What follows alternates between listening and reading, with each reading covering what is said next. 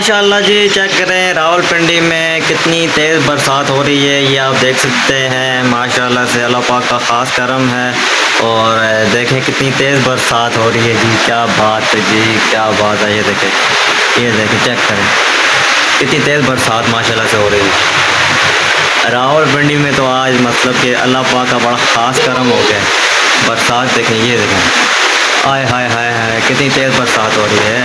हुसैन इधर आओ यार, बरसात आज बहुत तेज़ हो रही है ना जी। मज़ा आ गया आज बरसात से जी। अभी हम बाल कटवाने जाएंगे। हाँ ये देखें माशाल्लाह जी, रावलपिंडी में बहुत ज़बरदस्त बरसात आज हो रही है यार, क्या बात है, क्या बात है। ये देखें चेक करें, आय हाय और भी तेज़ हो गई है बरसात, और भी तेज़ हो गई है, और भी तेज़ बरसात हो गई है। ये देखें बर्फ भी पड़ेगी।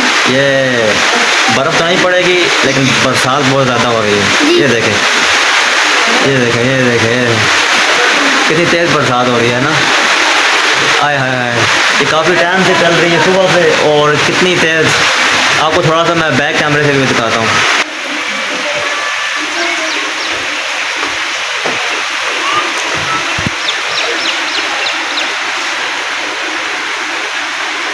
हाँ ये बरसात तेज़ हुई है आज। जी।